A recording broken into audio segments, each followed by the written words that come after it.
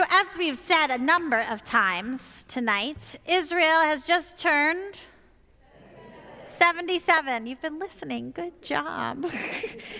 But the dream of Israel, the dream of a Jewish state that would be a safe home for all Jews, that dream started over 2,000 years ago.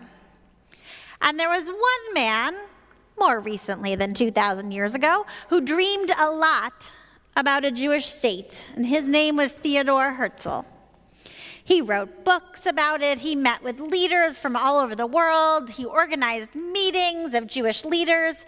And in 1897, he held a meeting of Jewish leaders called the First Zionist Congress to convince them of the importance of the Jewish people having their own state in the land of Israel. And that meeting was held in Basel, Switzerland. Just before the meeting was supposed to start, legend tells us that Herzl realized that he had forgotten to think about one major thing: a flag. Every country needs its own flag. So what should he do? How was he going to find a flag? The meeting was about to start. And how was he going to find something appropriate in Switzerland?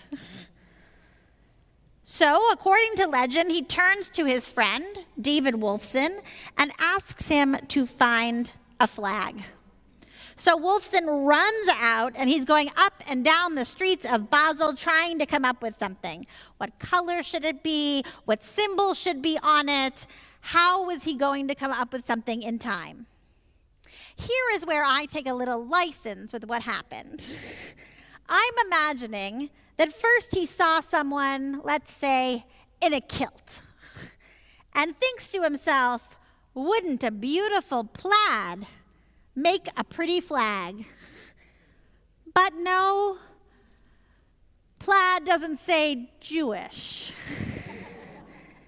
And then imagine he walked by a furniture store and he saw animal print chairs. And he thought, maybe a leopard print flag. But no, leopard didn't say promised land. And then maybe imagine he walked by a high-end clothing store and saw the latest fashions ready for fall. Maybe he held up a wool sweater and he waved it to test it out. But no, that wasn't going to work either. And according to one legend, not to me, this is what happened next. He was exhausted from running around looking, and he passed a synagogue. So he went into the synagogue and he sat in the back. You can imagine he was like way back there, praying in the corner, thinking, what am I going to do? How am I going to go back to this important meeting with nothing to show for it? And the rabbi of the synagogue sees him sitting there and goes over and says, can I help you with something? And he explains he needs a flag. It needs to represent the entire Jewish people, and it needs to represent their hopes for a land. And the rabbi says, I have the clothes I'm wearing, and I have a tallit. That's the only cloth I have here. And suddenly, Wolfson realizes this is it.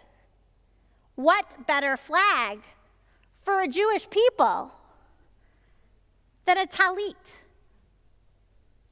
What better flag could there be than this cloth that Jews have been wrapping themselves in for 2,000 years? They've prayed for God in this very cloth to return them to their ancient land, to return them to Jerusalem. This is it. So he asks him, can I take the tallit with me?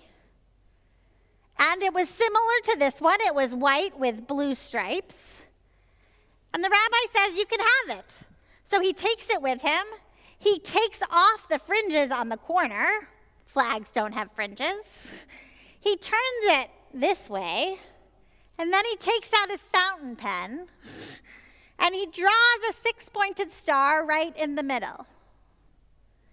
And then he starts to run, because the meeting is about to start. And right before the conference opens, he unfurls his flag. and the delegates from all over the world clap. Because this is it. And 51 years later, when the State of Israel was established in 1948, that flag was declared the flag of the State of Israel. Now, I have to tell you a secret. I'm not sure if this is actually how it happened, because there are up to at least 4 people who claim to have come up with the design. And pictures from that first World Zionist Congress show more than one flag. Some of them had stars. Some of them had 12 stars. Some of them had 7 stars. Some of them had stripes, but none of them had blue stripes and 1 star. So we're not quite sure how it happened. But what we do know is that that flag was inspired by a tallit. And the tallit, the corners with their fringes, are supposed to remind us of the commandments. They're supposed to remind us of the values that we're supposed to live by. So when we wave the flag of Israel, we are waving our values. We're reminding ourselves of these values. And we pray still for a day when people can live under this flag in peace, following the values that that flag reminds us of. Shabbat Shalom.